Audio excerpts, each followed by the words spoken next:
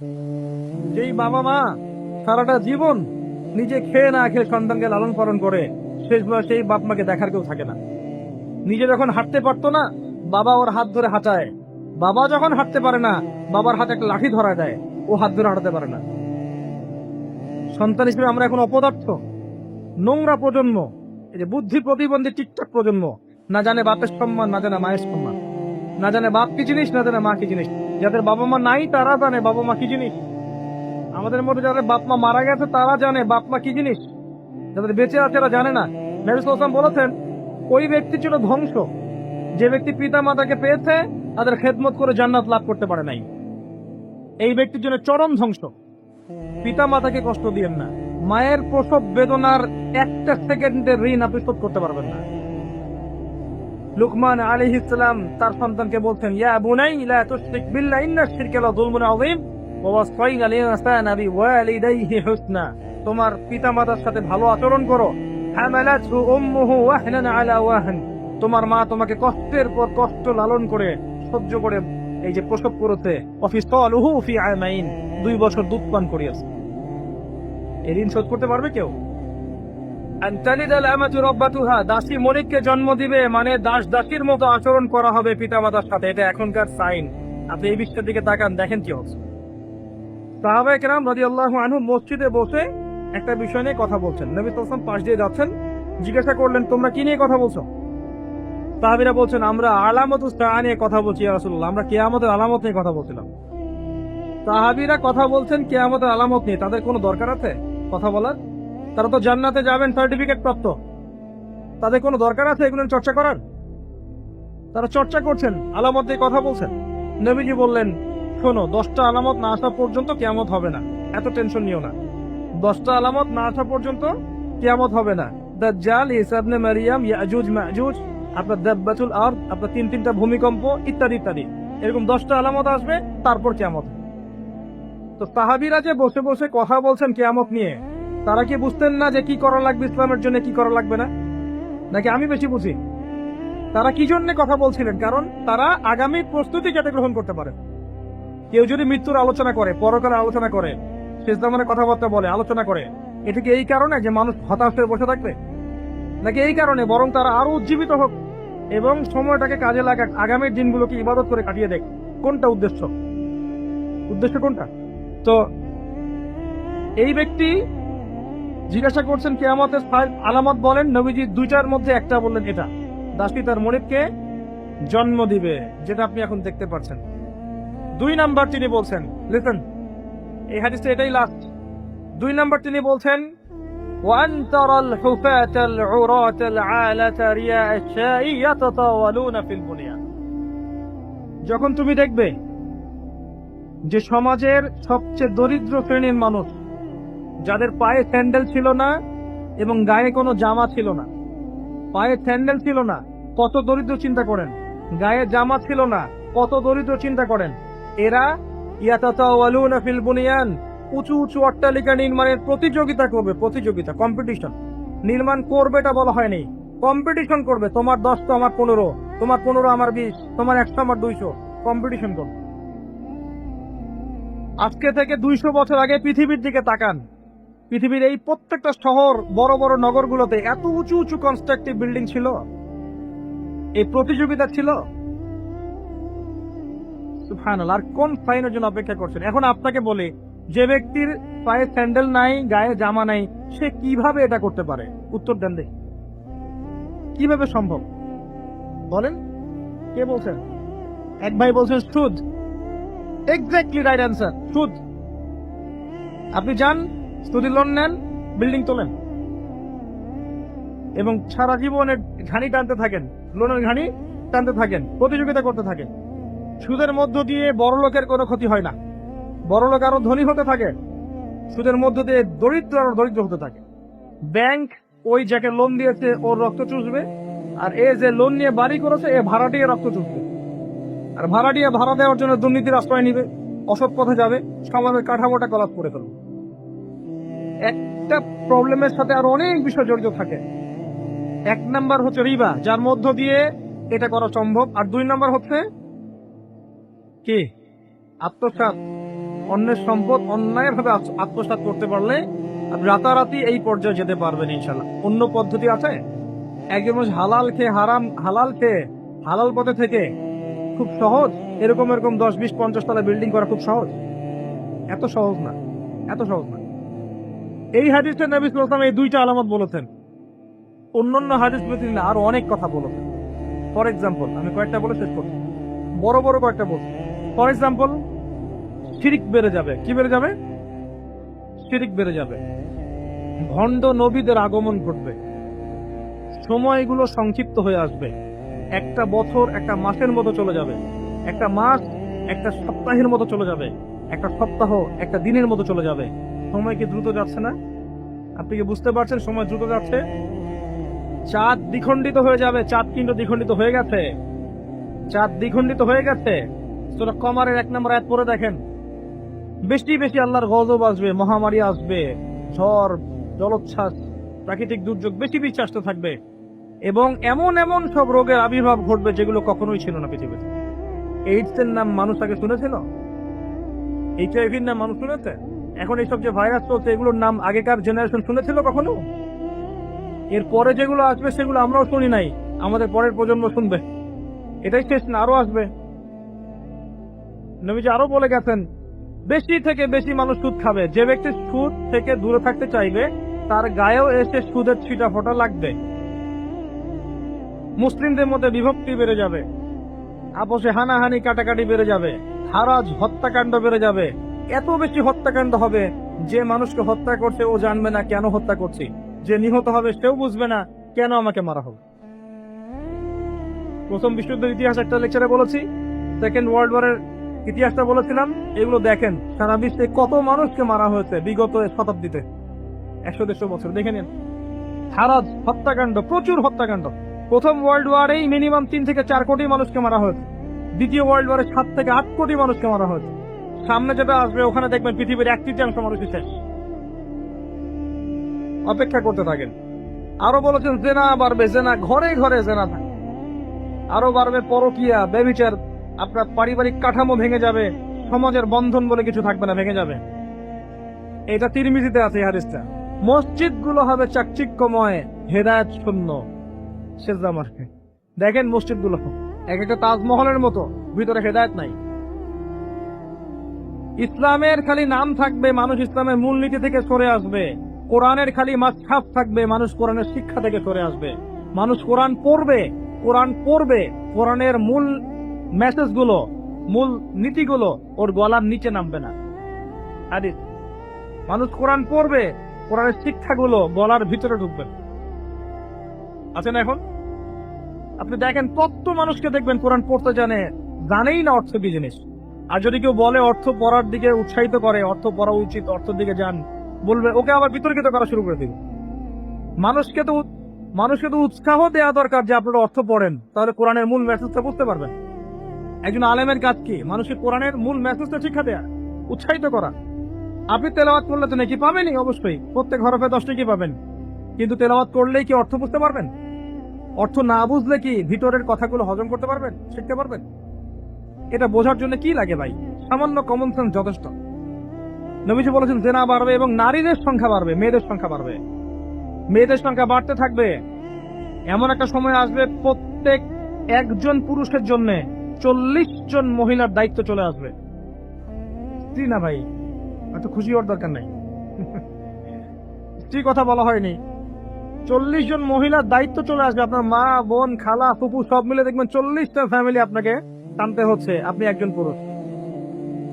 আস্তে আস্তে এগুলো বাড়ছে না? বাড়ছে। মহিলারা পুরুষদের পোশাক পরবে আর পুরুষেরা মহিলার পোশাক পরবে, এটা বড় সাইন। আরেকটা সাইন আছে যে মহিলারা এমন পোশাক পরে রাস্তাঘাটে ঘুরবে যেই পোশাক পরেও তারা নগ্ন থাকবে। নিসাউনকে আসিয়াতুন আরিয়া মুইলাতুন মামেলায়, আখিরুজ জামানে এক শ্রেণীর নারী বের হবে যারা পোশাক পরেও নগ্ন থাকবে, অন্যকে আকৃষ্ট করবে, অন্যর দিকে নিজেও আকৃষ্ট হবে। আপনাদের এখানে এই ট্রেডিশন নাই? বলতে থাকলে ভাই রাত শেষ হয়ে যাবে, আমি আলোচনা গুটিয়ে নেওয়ার চেষ্টা করছি। মূল কথা হচ্ছে ভাই যে আলামত নিয়ে কথা বললে অনেক কথা বলা যায়। মূল বিষয়টা হচ্ছে আমাদের ইসলাম। ইসলামের বেইজ, ইসলামের পিলার, মূল বিষয় হচ্ছে ঈমান, মূল বিষয় হচ্ছে ইহসান এবং আগামীর বিশ্ব সম্পর্কে সচেতনতা। যখন আমি দেখছি যে একটার পর একটা আলামত আসতেই আছে এবং যেতেই আছে, এবং এই বিশ্ব যা দেখছে আগামী বিগত বিশ্বটা দেখে নাই, তখন আমাদের উচিত প্রথমত সতর্ক হওয়া। প্রথম কাজ কি করা উচিত? সতর্ক হওয়া উচিত। একজন মানুষ বিশ্বাস করে কোরআনের সব আছে, হাদিসের সব আছে, ইসলামের সব আছে, কিন্তু আমল করতে গিয়ে পারে না। এই ব্যক্তিকে আল্লাহ পাক মাফ করতে পারেন না? পারেন ইনশাআল্লাহ। আরেকজন ব্যক্তির বিশ্বাসই হয় না যে ইসলামের সব আছে, সে মনে করে ইসলাম এই যুগে চলে না, ওই যুগে চলতো।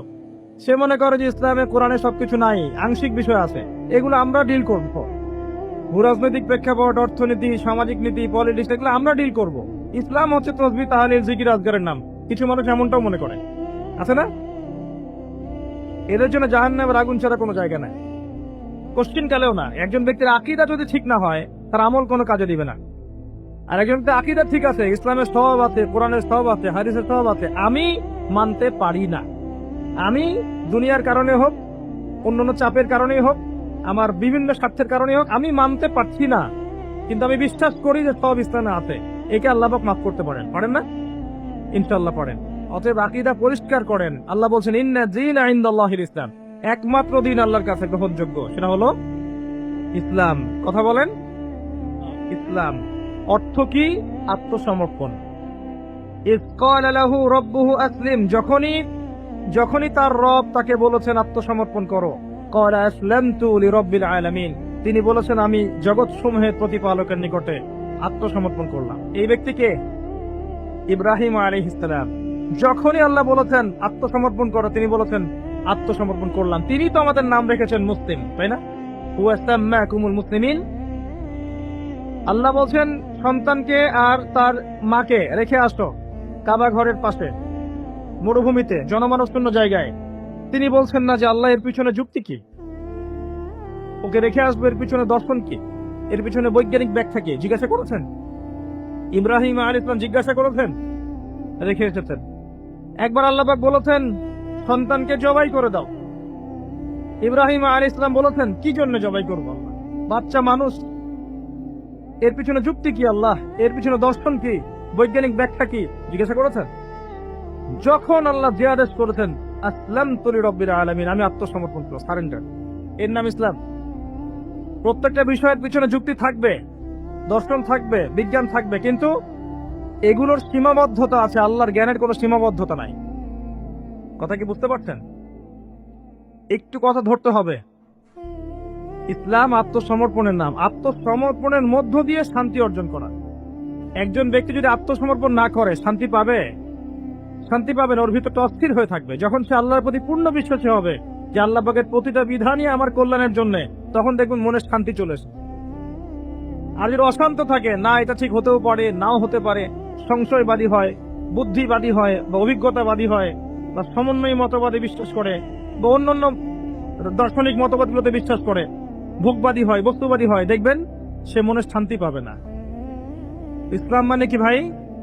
আত্মসমর্পণের মাধ্যমে শান্তি অর্জন করা। আল্লাহ পাক যদি আপনাকে বলেন 5 ওয়াক্ত সালাত পড়তে হবে, আপনি কি জিজ্ঞাসা করবেন কেন পড়বো, যুক্তি কি, বিজ্ঞান কি এর পিছনে জিজ্ঞাসা করবেন? যুক্তি, বিজ্ঞান, দর্শন সব সমস্যার সমাধান দিতে পারে? আমরা তো মনে করি পারে। যুক্তি, বিজ্ঞান, দর্শন সমস্ত সমস্যার সমাধান দিতে পারে? এত সহজ? আমরা যে বেঁচে আছি, আমাদের দেহের মধ্যে একটা রূহ আছে, আত্মা আছে। আত্মার সংজ্ঞা দিতে পেরেছে বিজ্ঞান, দর্শন, যুক্তি দিতে পেরেছে? আত্মা কাকে বলে, কত প্রকার, কি কি, কঠিন না তরল না বায়ু দিয়ে বলতে পেরেছে? সুবহানাল্লাহ। অথচ আত্মা বলে কি কিছু নাই? এই যে গাছের প্রাণ আছে, এই প্রাণ একটা রূহ না, আত্মা না? একটা পিঁপড়ার মধ্যে আত্মা আছে না? একটা পশু পাখির মধ্যে আত্মা আছে না? কিছু একটা তো আছে যার জন্য জীবিত আছে। যখন ডেড তখন কিছু একটা নাই যেটা তার মধ্যে ছিল। কি ছিল না? আত্মা, রূহ, কৌল, এটা সংজ্ঞা দিতে পারবে না।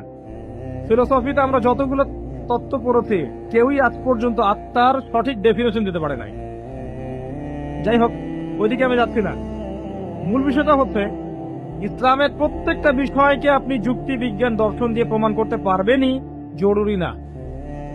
কারণ এগুলোর সীমাবদ্ধতা আছে, আল্লাহর ওহির কোনো সীমাবদ্ধতা নাই। এগুলোর জ্ঞান সসীম, আল্লাহর জ্ঞান অসীম। কথা কি বুঝতে পারছেন? আল্লাহর জ্ঞানে সবকিছু ধরে, আমাদের বুদ্ধিতে সবকিছু কখনোই ধরবে না। ধরতে পারলে তো আমরাই রব হয়ে যেতাম, নাউযুবিল্লাহ। ইসলাম ছাড়া অন্য দিন চলবে কিনা প্রশ্ন, উত্তর আল্লাহ দিচ্ছেন সূরা আলে ইমরানের মধ্যেই, ওয়ামান ইয়াবতাগি গায়রাল ইসলামি দীনান ফালাই ইউকমাল মিন। কেউ যদি ইসলাম ছাড়া অন্য কোন জীবন ব্যবস্থা তালাশ করে, ফালাই ইউকবাল মিন, আরবি যারা জানে টুকটাক ব্যাকরণ তারাও জানে, লাই ইউকবালা, কোশ্চিন কালেও কবুল করা হবে না। কখনো হবে এমন না, ফালাই ইউকবালা, কোশ্চিন কালেও কবুল করা হবে না, ফুল স্টপ। কেউ যদি ইসলাম ছাড়া অন্য কোন জীবন ব্যবস্থা তালাশ করে, ইসলাম ছাড়া অন্য কোন তন্ত্র মন্ত্র দর্শন ইত্যাদি তালাশ করে, এগুলোর মধ্যে সবকিছুর সমাধান খোঁজে, এগুলোর আনুগত্য করে, আল্লাহ বলছেন কোশ্চিন কালেও ওর কাছ থেকে কোনো আমল কবুল করা হবে না। ওয়া হুয়া ফিল আখিরাতি মিনাল খাসিরিন, এবং পরকালে সে ব্যক্তি খাসিরিন, ক্ষতিগ্রস্তদের অন্তর্ভুক্ত হবে ইনশাআল্লাহ তাআলা। বেস কি ইসলামের ভিত্তি কি? কোরআন এবং হাদিস। যদি কেউ বলে আমি কোরআন মানি হাদিস মানি না, সুস্পষ্ট কাফের। কেউ যদি বলে আমি কোরআন মানি নবীর হাদিস মানি না, সুস্পষ্ট কাফের, কোনো সন্দেহ নাই। সন্দেহ আছে? কোরআন এবং হাদিস এই দুটো পিলারের উপরে দাঁড়িয়ে আছে ইসলাম। ইজমা কিয়াস আছে, কিন্তু মূল থিম হচ্ছে কোরআন এবং হাদিস, এর উপর দাঁড়িয়ে আছে ইসলাম। এটাই একমাত্র দিন আল্লাহর কাছে যেখানে সমস্ত বিষয়ের সমাধান আছে। এর বাইরে অন্য কোনো দিন কেউ যদি খোঁজে, কোশ্চিন কালেও কবুল করা হবে না। এবং আরো একটা শর্ত আছে, কোরআন এবং হাদিস যেভাবে নবীজি বুঝেছেন, তার সাহাবীরা বুঝেছে, ওইভাবেই বুঝতে হবে, নতুন কোনো বুঝ চলবে না। কথা কি বুঝতে পারেন নাই? কোরআন এবং হাদিসের কিছু ব্যাখ্যা আছে না, এই ব্যাখ্যাগুলো নিজে মন গড়া করব না নবীর ব্যাখ্যা নিব?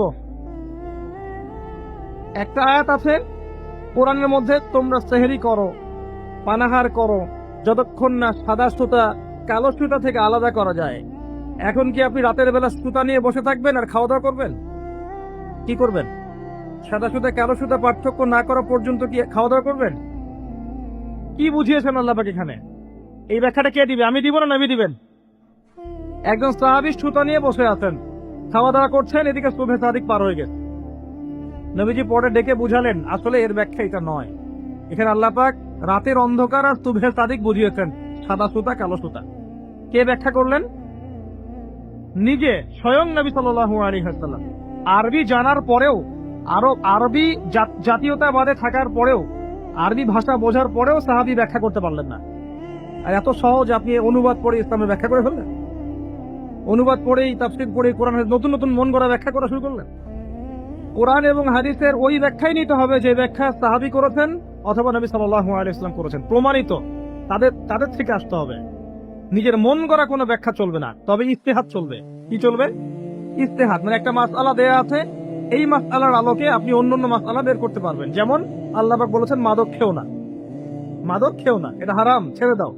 আচ্ছা, এখন এখানে তো কোরআনে তো সিগারেট শব্দ নাই, এখানে তো ইয়াবা শব্দ নাই, এখানে তো এই যে ফেন্সিডিল শব্দ নাই, গাঁজা শব্দ নাই, আফিম নাই, যেগুলো আপনাদের এখানে চাষ হয়, তাই না?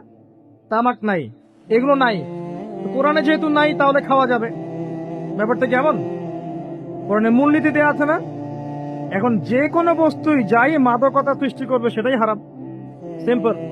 এই যে ইজতিহাদ করলেন আপনি, এটার অপশন আছে, এর দরজা খোলা আছে, কিন্তু নতুন মন গড়া ব্যাখ্যা চলবে না। অন্যান্য সমস্ত ধর্মের ভালো ভালো জিনিসগুলোকে নিয়ে নতুন একটা ধর্ম চালু করলেন আর সবাইকে ওইদিকে ডাকছেন এইসব তন্ত্রমন্ত্র ইসলাম বিশ্বাস করেন। চূড়ান্ত সঠিক রিলিজিয়ন ইসলাম, এখানে সমস্ত কিছু সমাধান আছে, এখানেই সবকিছু আছে, এর বাইরে কিছু নাই। হ্যাঁ, ইসলামের কল্যাণের সাথে যদি কোনো কিছু মিলে যায় ওই বিষয়টা নিতে আমাদের কোনো আপত্তি নেই, কিন্তু কোরআন সুন্নাহর মূলনীতির সাথে কোনো কিছু যদি না মেলে সেটা মানতে মুসলিমরা কোশ্চিন কালেও বাধ্য নয়।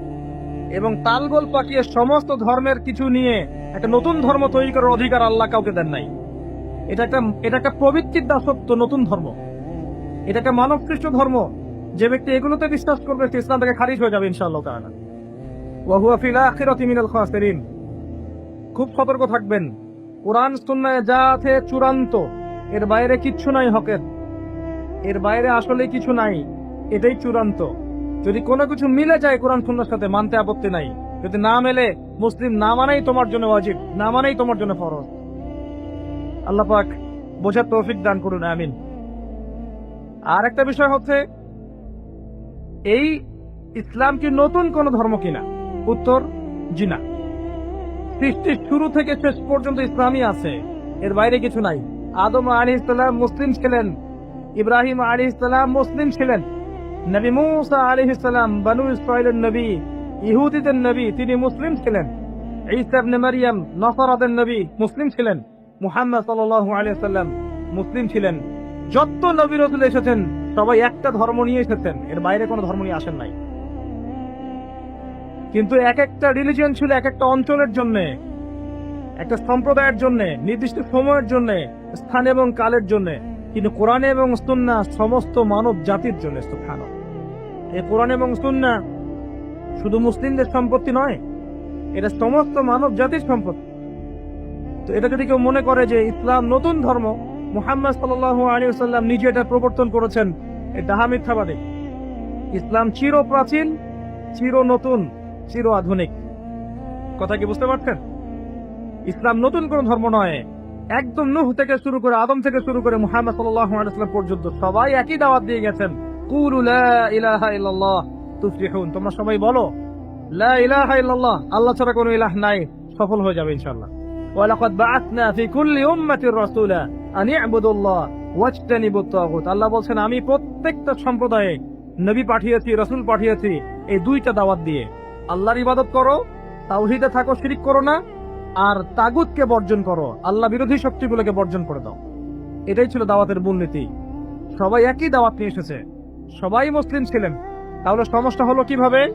সমস্যা হলো এভাবে, যখন একজন নবী ইন্তেকাল করেছেন, তার পরবর্তীতে তার কওম আস্তে আস্তে আস্তে আস্তে ধর্মগ্রন্থকে বিকৃত করা শুরু করল। এখন হাদিসের নামে অনেক জাল হাদিস নাই, আছে না? অনেক জাল হাদিস, তারপরে অনেক উল্টাপাল্টা হাদিস মানুষ বলে বেড়াচ্ছে না, যেগুলো কোনোদিন শোনেন নাই জীবনে, আছে না? তো আল্লাহ পাক কোরআন সংরক্ষণ করেছেন, কোরআনের মধ্যে কেউ একটা চুল পরিমাণ ঢুকাতে পারবে না, বের করতে পারবে না। হাদিসের নামে অনেকেই জালিয়াতি করেছে, করে নাই?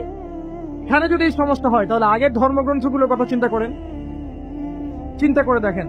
মানুষ এভাবে নিজেদের স্বার্থে, কখনো ধর্মের স্বার্থে, কখনো দলের স্বার্থে, কখনো রাজনৈতিক স্বার্থে, কখনো ইহুদি খ্রিস্টানদের প্ররোচনায় বিভিন্ন রকম তন্ত্রমন্ত্র শুরু করেছে এবং শরীয়তকে বিকৃত করার চেষ্টা করেছে। এটা শুরু থেকেই ছিল, এভাবেই আস্তে আস্তে ধর্মগুলো বিকৃত হয়েছে। যখনই একটা ধর্ম বিকৃত হয়েছে, আসমানি কিতাবকে বিকৃত করা হয়েছে, আল্লাহ পাক নতুন নবী পাঠিয়েছেন, নতুন আসমানি কিতাব পাঠিয়েছেন। কিন্তু কিয়ামত পর্যন্ত কোরআন এবং হাদিসের বাইরে নতুন কোন কিতাব আসবে? আর কোন নবী আসবেন? এবার আসেন যে টপিকটা দিয়েছেন ওখান থেকে কথা বলি। নবী সাল্লাল্লাহু আলাইহি ওয়াসাল্লাম বলেছেন, কিয়ামতের আগে শেষ জামানায় 30 জন ভণ্ড নবীর আগমন ঘটবে। কতজন? তার মধ্যে 4 জন হবে মহিলা। 4 জন কি হবে? মহিলা। 30 জন ভণ্ড নবীর আগমন ঘটবে কিয়ামতের আগে আগে।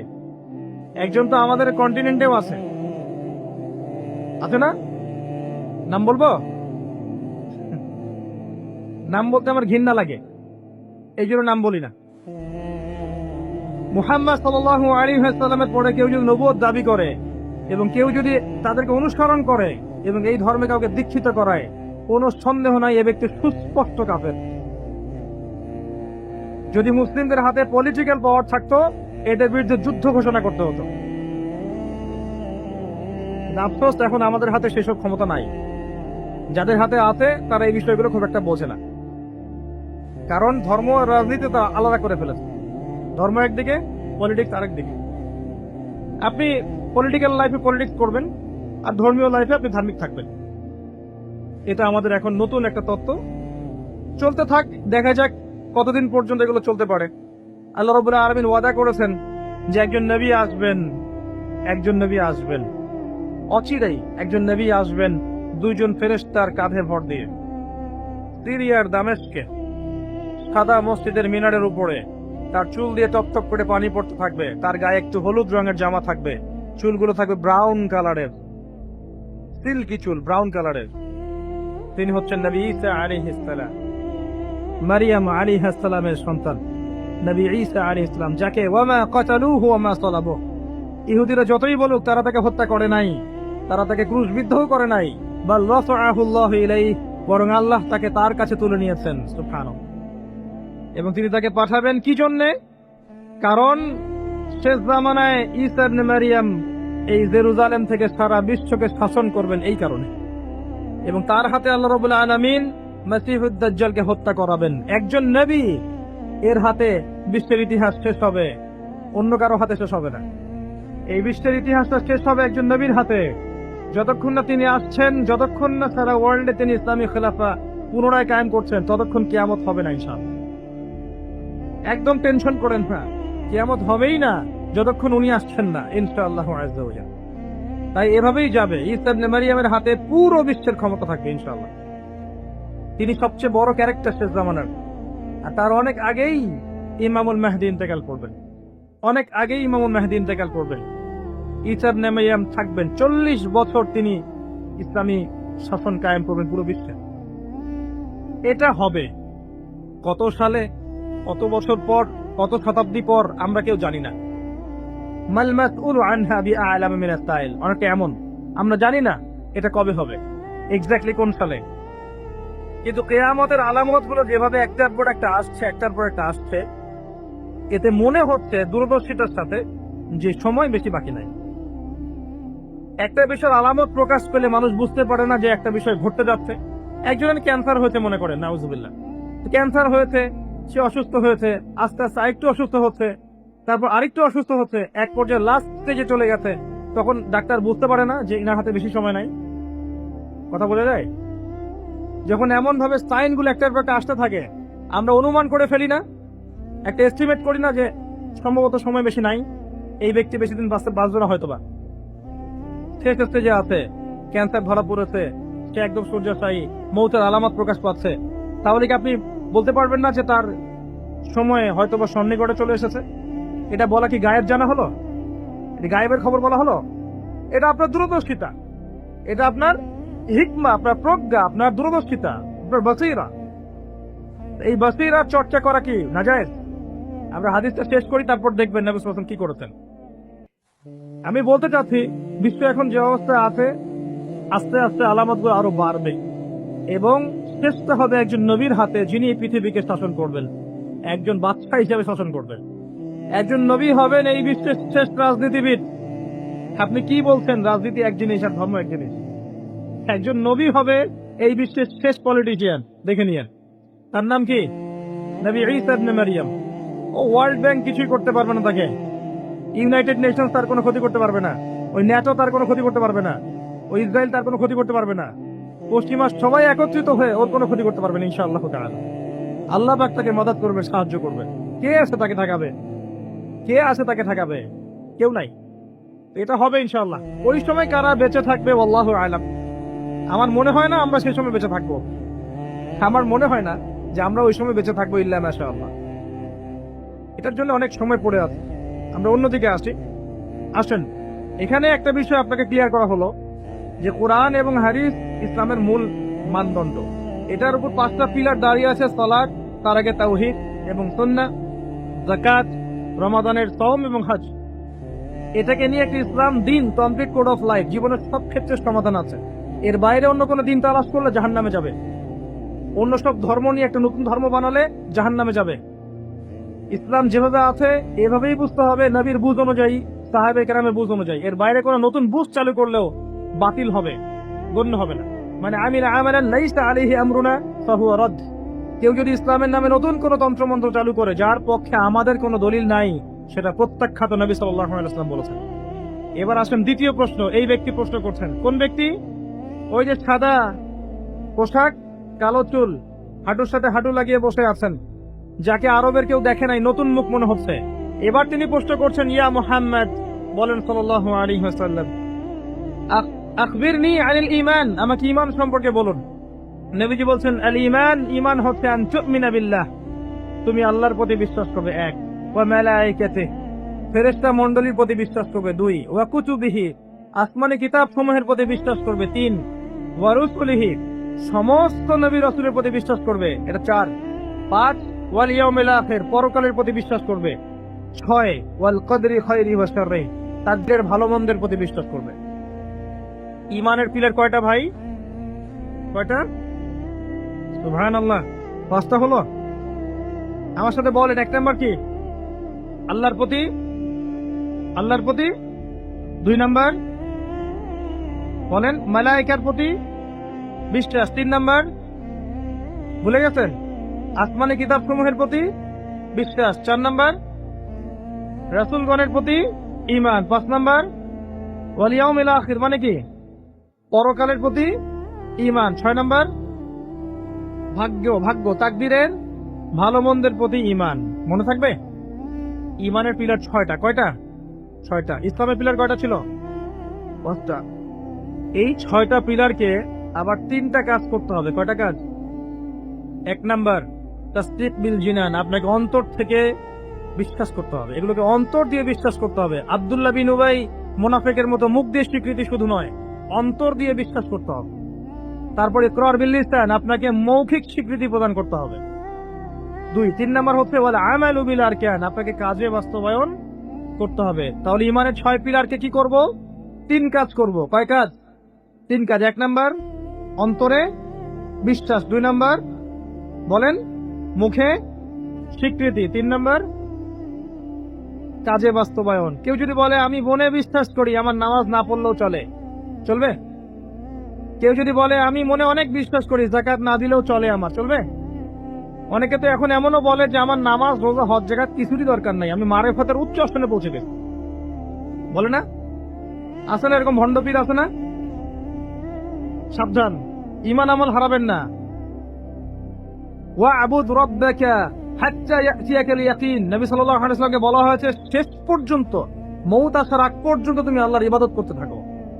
আর এখন এক শ্রেণী মানুষ বলছে নামাজ রোজা হজ জাকাত আমাদের লাগে না, সাধারণ মানুষের লাগে। আমরা তো পৌঁছাই গেছি জায়গা মতো।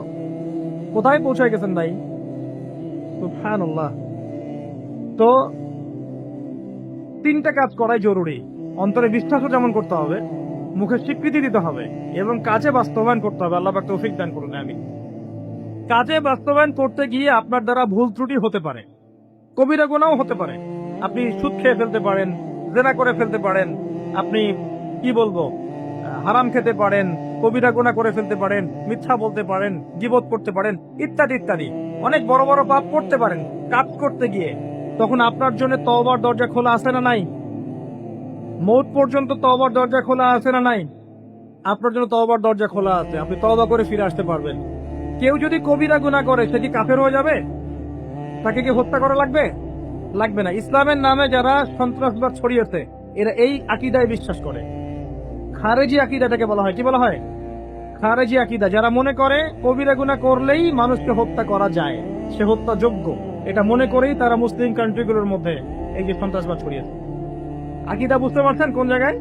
এই জায়গায় সমস্যা। আহলে সুন্নাহ ওয়াল জামাতের আকীদা হচ্ছে কবিরা গুনাহ করলেই কোনো ব্যক্তি কাফের হয়ে যায় না, বরং সে ব্যক্তি ফাসিক বা জালেম হতে পারে, তার তওবার দরজা খোলা আছে, শেষ পর্যন্ত তওবা করতে পারবে ইনশাআল্লাহ। কোন অবস্থায় তার মৌত হবে সেটা আল্লাহ দেখবেন, আমার জাজ করার কোনো দরকার নাই। আছে? কোনো দরকার নাই। আল্লাহ পাক আমাদেরকে বোঝার তৌফিক দান করুন, আমিন। এটা 2 নাম্বার প্রশ্ন। রাত অনেক গভীর হচ্ছে, আমি অল্প করে আলোচনা করবো ইনশাআল্লাহ, একটু অপেক্ষা করেন। 3 নাম্বার প্রশ্নে চলে আসেন।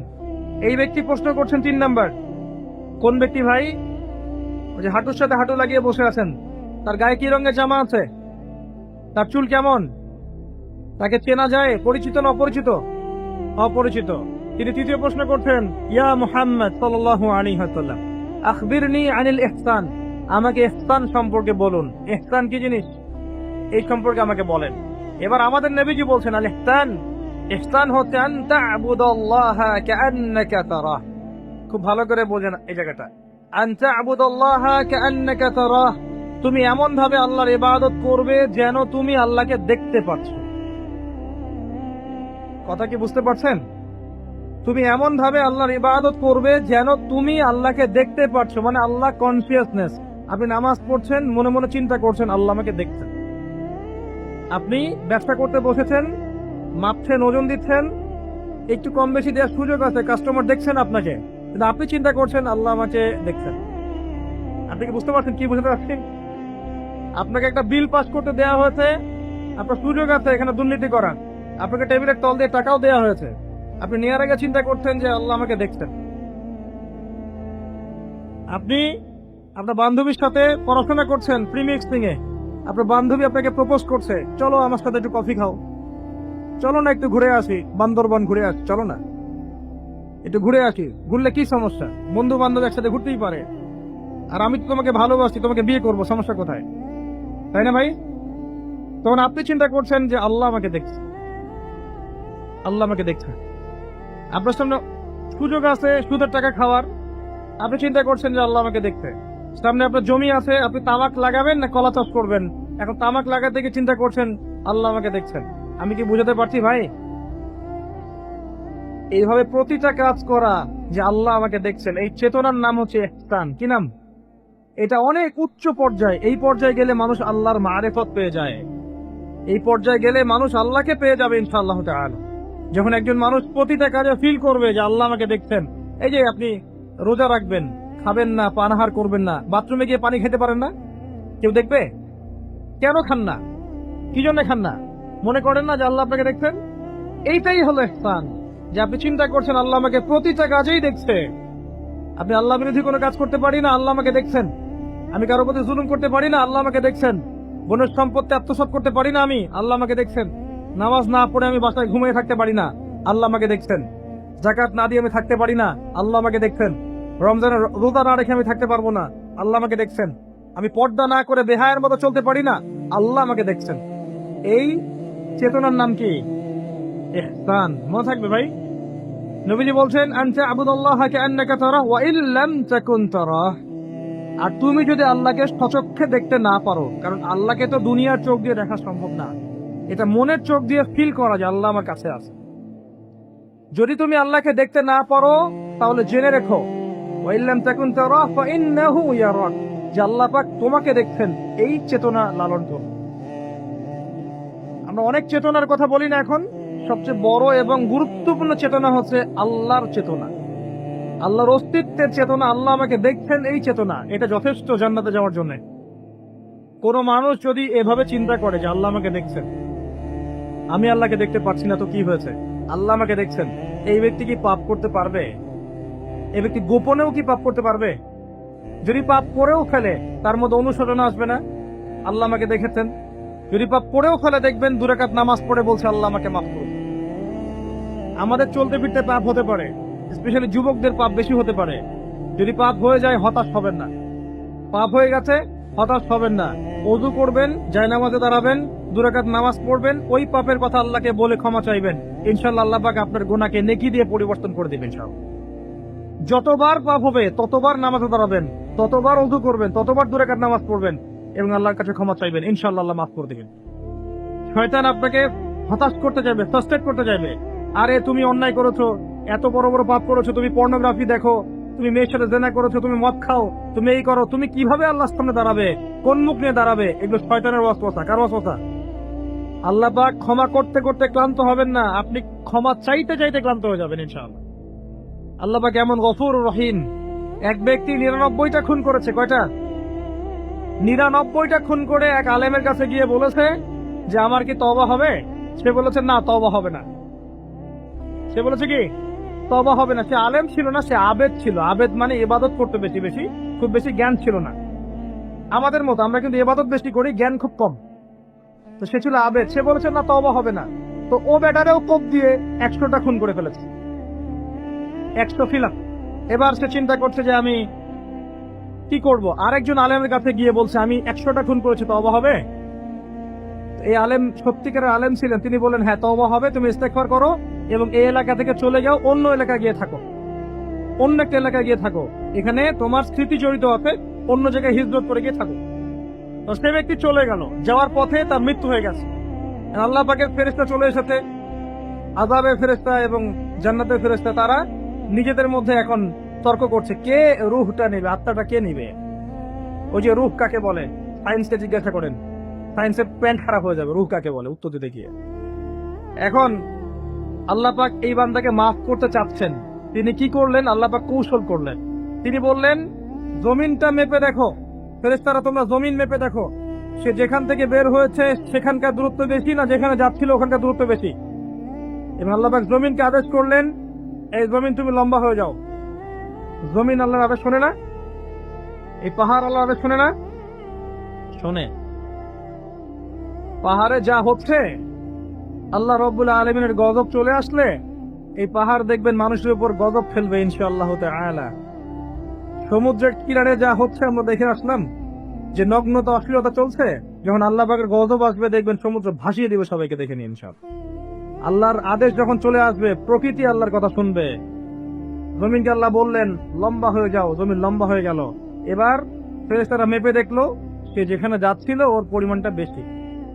আল্লাহ পাক বললেন ওকে মাফ করে দাও, ওকে মাফ করে দাও। 100 খুন করেছে। কত খুন?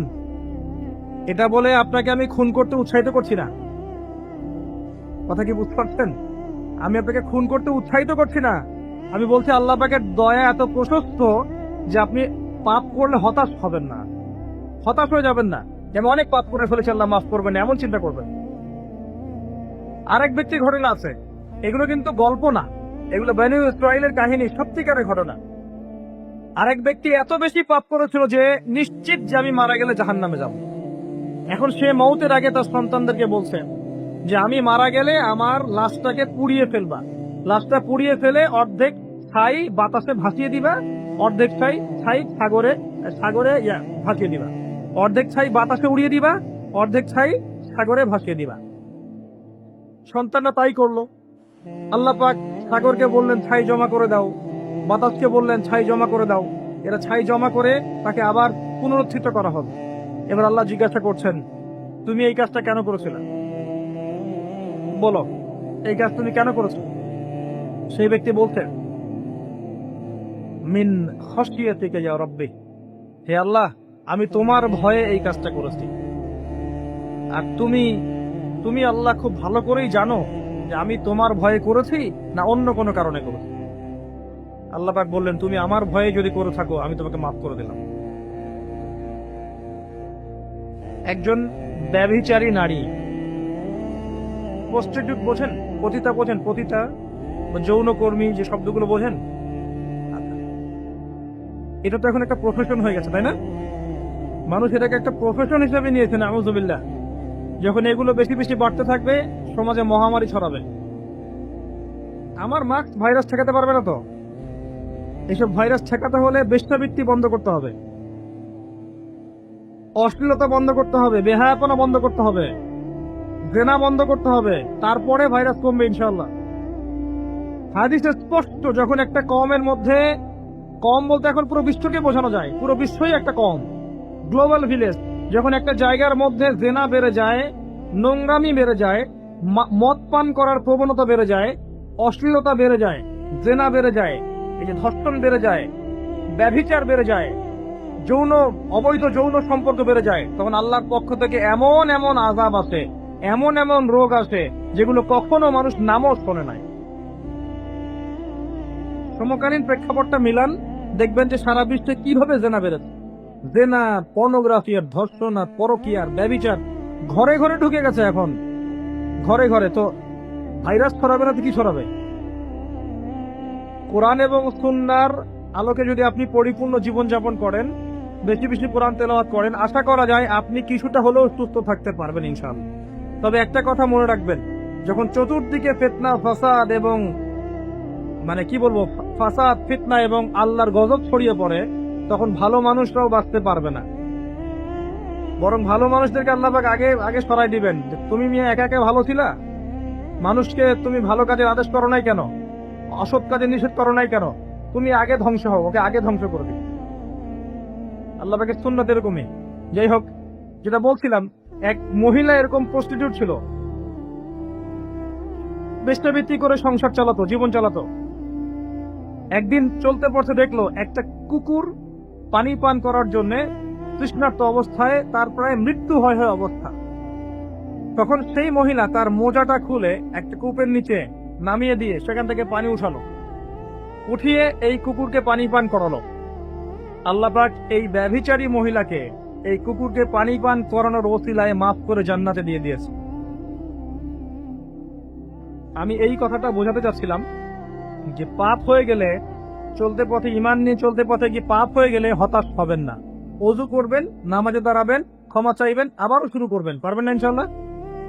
আল্লাহ পাক তৌফিক ইনায়াত করুন, আমিন। এরপরে ওই ব্যক্তি 4 নম্বর প্রশ্ন করছে, আমরা এদিকেই আসছি শেষের দিকে। এবার চতুর্থ প্রশ্ন সে ব্যক্তি করছে যে আখবিরনি আনিস সাআহ, হে মুহাম্মদ সাল্লাল্লাহু আলাইহি ওয়াসাল্লাম আমাকে কিয়ামত সম্পর্কে বলুন। সাআহ মানে হচ্ছে কিয়ামত, আমাকে কিয়ামত সম্পর্কে বলেন। এবার নবীজি বলছেন মাল মাসউলু আনহা বিআ'লাম মিনাস সাইল।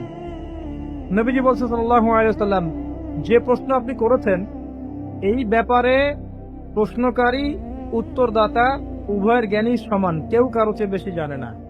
মানে কেউই জানে না কবে কিয়ামত হবে, এটা তিনি বোঝাতে যাচ্ছেন। এবার সেই ব্যক্তি আরো একটা প্রশ্ন করছে, ফাখবিরনি আন আমারাতিহা। যদি আপনি এক্স্যাক্টলি বলতে না পারেন কোন দিন কিয়ামত হবে, তাহলে অন্তত এতটুকু বলেন যে কিয়ামতের আলামত গুলো কি কি, যেটা আপনারা প্রশ্ন করেছেন আমাকে, যেটা আপনাকে আমি টপিক দিয়েছেন, কিয়ামতের আলামত গুলো কি কি, এটা প্রশ্ন করেছেন এই ব্যক্তি নবী সাল্লাল্লাহু আলাইহি ওয়াসাল্লামকে। এবার আল্লাহর রাসূল সাল্লাল্লাহু আলাইহি ওয়াসাল্লাম এই হাদিসের মধ্যে মাত্র 2টা আলামত বলেছেন। কয়টা? মাত্র 2টা আলামত, কিন্তু শত শত আছে। নবীজি মাত্র 2টা বলেছেন, জীবনের শেষের দিকের হাদিস এটা। 1 নাম্বার তিনি বলেছেন ওয়ান তালিদাল আমাতু রাব্বাতুহা। যখন তোমরা দেখবে, হে মানব জাতি, যখন তোমরা দেখবে যে দাসী তার মনিবকে জন্ম দিচ্ছে, দাসী তার মালিককে জন্ম দিচ্ছে, দাসী তার মালিককে জন্ম দিচ্ছে। আপনি কি কিছু বুঝলেন দাসী কেমন করে তার মালিককে জন্ম দিবে? কিভাবে দিবে? ঠিক কিভাবে তার মালিককে জন্ম দিতে পারে? কয়েকটা ব্যাখ্যা আছে, আমি 3টা ব্যাখ্যা আপনাকে বলছি। 1 নাম্বার ব্যাখ্যা হচ্ছে, এটা হচ্ছে উল্টা বোঝানো হচ্ছে, উল্টা। দাসী মনিবকে জন্ম দেয় না সচরাচর। শেষ জামানায় কিয়ামতের আগে আগে সমাজের ন্যায় অন্যায়, ভালো মন্দ, হক বাতিল ইত্যাদির মানদণ্ড উল্টে যাবে। মানুষ ন্যায়কে মনে করবে অন্যায়, অন্যায়কে মনে করবে ন্যায়। মানুষ সত্যকে মনে করবে মিথ্যা, মিথ্যাকে মনে করবে সত্য। সত্যবাদীকে বলবে মিথ্যাবাদী, মিথ্যাবাদীকে বলবে পরম সত্যবাদী। খেয়ানতকারীকে বলবে আমানতদার, আমানতদারকে বলবে চরম খেয়ানতকারী। সমাজের অবস্থা এমন হয় নাই? সুবহানাল্লাহ। এটা হচ্ছে আখিরুজ জামানের কোন সাইনের জন্য অপেক্ষা করতেন, এগুলাই। আনতালিদাল আমাতু রাব্বাতুহা, এটা একটা ব্যাখ্যা। আরেকটা ব্যাখ্যা হচ্ছে পিতা মাতার সাথে দাস দাসীর মতো আচরণ করা হবে। এটা হচ্ছে না এখন? এটাও শেষ জামানা হাদিসে এসেছে যে মানুষ সম্পত্তির জন্য পিতাকে হত্যা করবে, সন্তান সম্পত্তির জন্য মাকে হত্যা করবে, ভাই ভাইকে হত্যা করবে, বোন বোনকে হত্যা করবে, এবং প্রতিবেশী প্রতিবেশীকে হত্যা করবে। এই পরিস্থিতি নাই ভাই? দেখতে পান না চারপাশে? এগুলো দেখার জন্য কি খুব বেশি ডিগ্রি সার্টিফিকেটের দরকার আছে? অনেক বড় আলেম হওয়ার দরকার আছে? 2 চোখ দিয়ে দেখতে পারেন না? পিএইচডি করার দরকার আছে? আপনি এমনি বুঝতে পারবেন, যদি আপনার মধ্যে সামান্য পরিমাণ দুর্গচ্ছিত থাকে আপনি বুঝতে পারবেন। এটাই হচ্ছে সমাজের সিচুয়েশন। যেই মায়ের পায়ের নিচে জান্নাত, সেই মাকে এখন সম্পত্তির জন্য হত্যা করা হয়। যেই বাবা সন্তুষ্টিতেই সন্তানের জান্নাত, ওই বাবাকে বৃদ্ধাশ্রমে রেখে আসা হয়। ওই যে লাইভে আত্মহত্যা করে যায় মানুষ। সুবহানাল্লাহ, সুবহানাল্লাহ। যেই বাবা মা সারাটা জীবন নিজে খেয়ে না খেয়ে সন্তানকে লালন পালন করে, শেষ বয়সে সেই বাপ মাকে দেখার কেউ থাকে না। নিজে যখন হাঁটতে পারতো না, বাবা ওর হাত ধরে হাঁটায়। বাবা যখন হাঁটতে পারে না, বাবার হাতে একটা লাঠি ধরা দেয়, ও হাত ধরে হাঁটাতে পারে না। সন্তান হিসেবে আমরা এখন অপদার্থ, নোংরা প্রজন্ম, এই যে বুদ্ধি প্রতিবন্ধী টিকটক প্রজন্ম। না জানে বাপের সম্মান, না জানে মায়ের সম্মান, না জানে বাপ কি জিনিস, না জানে মা কি জিনিস। যাদের বাবা মা নাই তারা জানে বাবা মা কি জিনিস। আমাদের মধ্যে যাদের বাপ মা মারা গেছে তারা জানে বাপ মা কি জিনিস, যাদের বেঁচে আছে এরা জানে না। নবী সাল্লাল্লাহু আলাইহি ওয়াসাল্লাম বলেছেন ওই ব্যক্তির জন্য ধ্বংস যে ব্যক্তি পিতা মাতাকে পেয়েছে তাদের খেদমত করে জান্নাত লাভ করতে পারে নাই। এই ব্যক্তির জন্য চরম ধ্বংস। পিতা মাতাকে কষ্ট দিয়েন না। মায়ের প্রসব বেদনার একটা সেকেন্ডের ঋণ আপনি শোধ করতে পারবেন না। লুকমান আলাইহিস সালাম তার সন্তানকে বলছেন, ইয়া বুনাই লা তুশরিক বিল্লাহ ইন্নাশ শিরকা লাযুলমুন আযীম ওয়া ওয়াসাইনা লিল ইনসানা বিওয়ালিদাইহি হুসনা। তোমার পিতামাতার সাথে ভালো আচরণ করো। হামালাতু উম্মুহু ওয়াহনান আলা ওয়াহন। তোমার মা তোমাকে কষ্টের পর কষ্ট লালন করে সহ্য করে এই যে প্রসব করতে অফিসলুহু ফি আমাইন 2 বছর দুধ পান করিয়েছে, এই ঋণ শোধ করতে পারবে কেউ? আল্লাহ পাক আমাদেরকে বোঝার তৌফিক দান করুন। আল্লাহ পাক আমাদেরকে পিতা মাতার খেদমত করার তৌফিক দান করুন, আমিন। আনতালিদাল আমাতু রাব্বাতুহা, দাসী মনিককে জন্ম দিবে মানে দাস দাসীর মতো আচরণ করা হবে পিতা মাতার সাথে, এটা এখনকার সাইন। আপনি এই বিষয়টার দিকে তাকান, দেখেন কি হচ্ছে। নবী সাল্লাল্লাহু আলাইহি ওয়াসাল্লাম 1400 বছর আগে বলেছেন এমন একটা সময় আসবে দাসী মনিককে জন্ম দিবে। চিন্তা করেন, আর কতটুকু সময় বাকি আছে আপনার হাতে আপনিই ভাবতে থাকেন। আমি তো বেশি বললে সমস্যা, হজম হয় না কিছু মানুষের। খালি চোখ কান বন্ধ করে খাও দাও ঘুমাও 5 ওয়াক্ত নামাজ পড়ো, ব্যাস এনাফ। যখন সমস্যা আসবে তখন দেখা যাবে, এমন ভাব মানুষের আর কি। মনে করেন যে চাঁদ এবং পৃথিবী আছে একটা এই যে গ্রহণের মধ্যে, এখন অন্য একটা গ্রহাণু আসছে পৃথিবীর দিকে ধেয়ে আসছে। অনেক সময় দেখা যায় না খবরে, ধেয়ে আসছে গ্রহাণু, দেখা যায় না? ধরেন ধেয়ে আসছে আসছে আসছে, এবং বিজ্ঞানীরা নিশ্চিত ভাবে বললো যে আগামী 10 বছরের মধ্যে এটা লেগে যাবে, আগামী 10 বছরের মধ্যে এটা পৃথিবীতে এসে পড়বে, বা 10 ঘন্টা পর পড়বে, বা 10 মাস পর পড়বে, এমনটা বলে দিল বিজ্ঞানীরা। এখন আপনি কি করবেন? আচ্ছা যখন আসবে তখন দেখা যাবে, যখন আসবে তখন দেখা যাবে, এত ব্যস্ত হওয়ার কিছু নাই, ঘুমাও খাও ফুর্তি করো, যেমন দিনকাল যাচ্ছে যাক, কোনো সমস্যা নেই। এখন আরেক দল মানুষ চিন্তা করছে ওই গ্রহাণুটাকে কিভাবে সরিয়ে দেওয়া যায়, সরিয়ে দিয়ে পৃথিবীকে কেমন করে বাঁচানো যায়। কারা বেশি স্মার্ট? ওরা সরানোর চেষ্টা করে না, ওরা বলে যে আমরা সরিয়ে দিব, ওখানে ধ্বংস করবো ইত্যাদি ইত্যাদি। আর কেউ বলছে আচ্ছা আসুক দেখা যাবে, মরতেই তো হবে একদিন, আসবে, সমস্যা কি। চমৎকার। তো এই যে একটা বুদ্ধিবৃত্তিক পরাজয়, এর ফলশ্রুতিতে আগামী প্রস্তুতি নিতে পারবে না মানুষ। সাহাবায়ে কেরাম রাদিয়াল্লাহু আনহুম মসজিদে বসে একটা বিষয় নিয়ে কথা বলছেন, নবী সাল্লাল্লাহু আলাইহি ওয়াসাল্লাম পাশ দিয়ে যাচ্ছেন, জিজ্ঞাসা করলেন তোমরা কি নিয়ে কথা বলছো? সাহাবীরা বলছেন আমরা আলামাতুস সাআ নিয়ে কথা বলছি ইয়া রাসূলুল্লাহ, আমরা কিয়ামতের আলামত নিয়ে কথা বলছিলাম। সাহাবীরা কথা বলছেন কিয়ামতের আলামত নিয়ে, তাদের কোনো দরকার আছে কথা বলার? তারা তো জান্নাতে যাবেন সার্টিফিকেট প্রাপ্ত, তাদের কোনো দরকার আছে এগুলোর চর্চা করার? তারা চর্চা করছেন, আলামত নিয়ে কথা বলছেন। নবীজি বললেন শোনো, 10টা আলামত না আসা পর্যন্ত কিয়ামত হবে না, এত টেনশন নিও না। 10টা আলামত না আসা পর্যন্ত কিয়ামত হবে না। দাজ্জাল, ঈসা ইবনে মারিয়াম, ইয়াজুজ মাজুজ, আপনার দাব্বাতুল আরদ, আপনার 3টা ভূমিকম্প ইত্যাদি ইত্যাদি, এরকম 10টা আলামত আসবে, তারপর কিয়ামত হবে। তো সাহাবীরা যে বসে বসে কথা বলছেন কিয়ামত নিয়ে, তারা কি বুঝতেন না যে কি করা লাগবে ইসলামের জন্য, কি করা লাগবে না? নাকি আমি বেশি বুঝি? তারা কি জন্য কথা বলছিলেন? কারণ তারা আগামী প্রস্তুতি যাতে গ্রহণ করতে পারে। কেউ যদি মৃত্যুর আলোচনা করে, পরকালের আলোচনা করে, শেষ জামানের কথাবার্তা বলে, আলোচনা করে, এটা কি এই কারণে যে মানুষ হতাশ হয়ে বসে থাকবে, নাকি এই কারণে বরং তারা আরো উজ্জীবিত হোক এবং সময়টাকে কাজে লাগাক, আগামীর দিনগুলোকে ইবাদত করে কাটিয়ে দেখ? কোনটা উদ্দেশ্য? উদ্দেশ্য কোনটা? কিছু মানুষকে বোঝানো যায় না, কারণ লাহুম কুলুবুন লা ইয়াফকাহুনা বিহা, কলব আছে উপলব্ধি করে না। ওয়ালাহুম আযানুন লা ইয়াসমাউনা বিহা ওয়ালাহুম আ'য়ুনুন লা ইবসিরুনা বিহা উলাইকা কাল আনআম বাল হুম আদাল ফাউলাইকা হুমুল গাসিরুন। আমার আগের যে লেকচার ছিলেন এই আয়াতটাকে তেলাওয়াত করেছেন না? শুনেন, আমি শুনছিলাম ওখান থেকে। তো এই ব্যক্তি জিজ্ঞাসা করছেন কিয়ামতের আলামত বলেন, নবীজি 2টার মধ্যে একটা বললেন এটা, দাসী তার মনিককে জন্ম দিবে, যেটা আপনি এখন দেখতে পাচ্ছেন। 2 নাম্বার তিনি বলছেন, লিসেন, এই হাদিসটা এটাই লাস্ট। 2 নাম্বার তিনি বলছেন وأن ترى الحفاة العراة العالة رياء الشاء يتطاولون في البنيان। যখন তুমি দেখবে যে সমাজের সবচেয়ে দরিদ্র শ্রেণীর মানুষ, যাদের পায়ে স্যান্ডেল ছিল না এবং গায়ে কোনো জামা ছিল না, পায়ে স্যান্ডেল ছিল না, কত দরিদ্র চিন্তা করেন, গায়ে জামা ছিল না, কত দরিদ্র চিন্তা করেন, এরা ইয়াতাতাওয়ালুনা ফিল বুনিয়ান, উঁচু উঁচু অট্টালিকা নির্মাণের প্রতিযোগিতা করবে, প্রতিযোগিতা, কম্পিটিশন।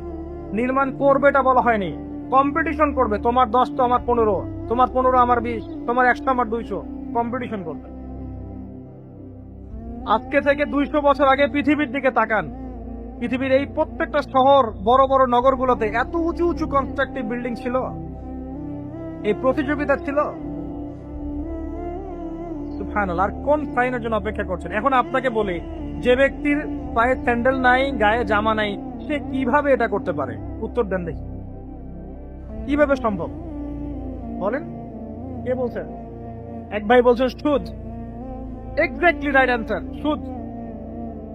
আপনি যান, সুদি লোন নেন, বিল্ডিং তোলেন এবং সারা জীবনের ঘানি টানতে থাকেন, লোনের ঘানি টানতে থাকেন, প্রতিযোগিতা করতে থাকেন। সুদের মধ্য দিয়ে বড় লোকের কোনো ক্ষতি হয় না, বড় লোক আরো ধনী হতে থাকে, সুদের মধ্য দিয়ে দরিদ্র আরো দরিদ্র হতে থাকে। ব্যাংক ওই যাকে লোন দিয়েছে ওর রক্ত চুষবে, আর এ যে লোন নিয়ে বাড়ি করেছে এ ভাড়াটিয়ে রক্ত চুষবে, আর ভাড়াটিয়ে ভাড়া দেওয়ার জন্য দুর্নীতির আশ্রয় নিবে, অসৎ পথে যাবে, সমাজের কাঠামোটা কলাপ করে দেবে। একটা প্রবলেমের সাথে আর অনেক বিষয় জড়িত থাকে। এক নাম্বার হচ্ছে রিবা, যার মধ্য দিয়ে এটা করা সম্ভব, আর দুই নাম্বার হচ্ছে কি আত্মসাৎ, অন্যের সম্পদ অন্যায়ভাবে আত্মসাৎ করতে পারলে আপনি রাতারাতি এই পর্যায়ে যেতে পারবেন ইনশাল্লাহ। অন্য পদ্ধতি আছে? একজন মানুষ হালাল খেয়ে হালাল পথে থেকে খুব সহজ এরকম 10, 20, 50 তলা বিল্ডিং করা খুব সহজ? এত সহজ না, এত সহজ না। এই হাদিসে নবী সাল্লাল্লাহু আলাইহি ওয়াসাল্লাম এই দুইটা আলামত বলেছেন, অন্যান্য হাদিস ব্যতীত আরো অনেক কথা বলেছেন। ফর এক্সাম্পল, আমি কয়েকটা বলে শেষ করছি, বড় বড় কয়েকটা বলছি। ফর এক্সাম্পল, শিরিক বেড়ে যাবে। কি বেড়ে যাবে? শিরিক বেড়ে যাবে। ভণ্ড নবীদের আগমন ঘটবে, সময়গুলো সংক্ষিপ্ত হয়ে আসবে। একটা বছর একটা মাসের মতো চলে যাবে, একটা মাস একটা সপ্তাহের মতো চলে যাবে, একটা সপ্তাহ একটা দিনের মতো চলে যাবে। সময় কি দ্রুত যাচ্ছে না? আপনি কি বুঝতে পারছেন সময় দ্রুত যাচ্ছে? চাঁদ দ্বিখণ্ডিত হয়ে যাবে, চাঁদ কিন্তু দ্বিখণ্ডিত হয়ে গেছে, চাঁদ দ্বিখণ্ডিত হয়ে গেছে। সূরা কমারের 1 নম্বর আয়াত পড়ে দেখেন। বৃষ্টি বৃষ্টি আল্লাহর গজব আসবে, মহামারী আসবে, ঝড়, জলোচ্ছ্বাস, প্রাকৃতিক দুর্যোগ, বৃষ্টি বৃষ্টি আসতে থাকবে এবং এমন এমন সব রোগের আবির্ভাব ঘটবে যেগুলো কখনোই ছিল না পৃথিবীতে। এইডস এর নাম মানুষ আগে শুনেছিল?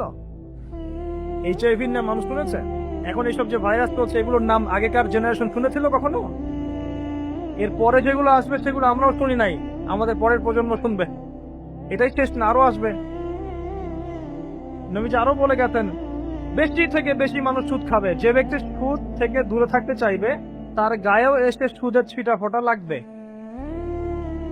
মুসলিমদের মধ্যে বিভক্তি বেড়ে যাবে, আপোষে হানাহানি কাটাকাটি বেড়ে যাবে, হারাজ হত্যাকাণ্ড বেড়ে যাবে। এত বেশি হত্যাকাণ্ড হবে যে মানুষকে হত্যা করতে ও জানবে না কেন হত্যা করতে, যে নিহত হবে সেও বুঝবে না কেন আমাকে মারা হবে। প্রথম বিশ্বযুদ্ধের ইতিহাস একটা লেকচারে বলেছি, সেকেন্ড ওয়ার্ল্ড ওয়ারের ইতিহাসটা বলেছিলাম। এগুলো দেখেন, সারা বিশ্বে কত মানুষকে মারা হয়েছে বিগত শতাব্দীতে, 100-150 বছর দেখে নিন। হারাজ হত্যাকাণ্ড, প্রচুর হত্যাকাণ্ড। প্রথম ওয়ার্ল্ড ওয়ারেই মিনিমাম 3 থেকে 4 কোটি মানুষকে মারা হয়েছে, দ্বিতীয় ওয়ার্ল্ড ওয়ারে 7 থেকে 8 কোটি মানুষকে মারা হয়েছে। সামনে যেটা আসবে ওখানে দেখবেন পৃথিবীর 1/3 মানুষই শেষ। অপেক্ষা করতে থাকেন। আরো বলেছেন জেনা বাড়বে, জেনা ঘরে ঘরে জেনা থাকে। আরো বাড়বে পরকিয়া, ব্যভিচার, আপনার পারিবারিক কাঠামো ভেঙে যাবে, সমাজের বন্ধন বলে কিছু থাকবে না, ভেঙে যাবে। এটা তিরমিজিতে আছে এই হাদিসটা। মসজিদ গুলো হবে চাকচিক্যময়, হেদায়েত শূন্য শেষ জামানায়। দেখেন মসজিদ গুলো এক একটা তাজমহলের মতো, ভিতরে হেদায়েত নাই। ইসলামের খালি নাম থাকবে, মানুষ ইসলামের মূলনীতি থেকে সরে আসবে। কোরআনের খালি মাযহাব থাকবে, মানুষ কোরআনের শিক্ষা থেকে সরে আসবে। মানুষ কোরআন পড়বে, কোরআনের মূল মেসেজ গুলো, মূল নীতিগুলো ওর গলার নিচে নামবে না। হাদিস, মানুষ কোরআন পড়বে, কোরআনের শিক্ষাগুলো গলার ভিতরে ঢুকবে না। আছেন এখন? আপনি দেখেন কত মানুষকে দেখবেন কোরআন পড়তে জানেই না অর্থ কি জিনিস। আর যদি কেউ বলে অর্থ পড়ার দিকে উৎসাহিত করে, অর্থ পড়া উচিত, অর্থের দিকে যান, বলবে ওকে আবার বিতর্কিত করা শুরু করে দিবে। মানুষকে তো উৎসাহ দেওয়া দরকার যে আপনারা অর্থ পড়েন, তাহলে কোরআনের মূল মেসেজটা বুঝতে পারবেন। একজন আলেমের কাজ কি? মানুষকে কোরআনের মূল মেসেজটা শিক্ষা দেয়া, উৎসাহিত করা। আপনি তেলাওয়াত করলে তো নাকি পাবেনই, অবশ্যই প্রত্যেক হরফে 10 নাকি পাবেন, কিন্তু তেলাওয়াত করলেই কি অর্থ বুঝতে পারবেন? অর্থ না বুঝলে কি ভিতরের কথাগুলো হজম করতে পারবেন, শিখতে পারবেন? এটা বোঝার জন্য কি লাগে ভাই? সামান্য কমন সেন্স যথেষ্ট। নবীজি বলেছেন জেনা বাড়বে এবং নারীদের সংখ্যা বাড়বে, মেয়েদের সংখ্যা বাড়বে। মেয়েদের সংখ্যা বাড়তে থাকবে।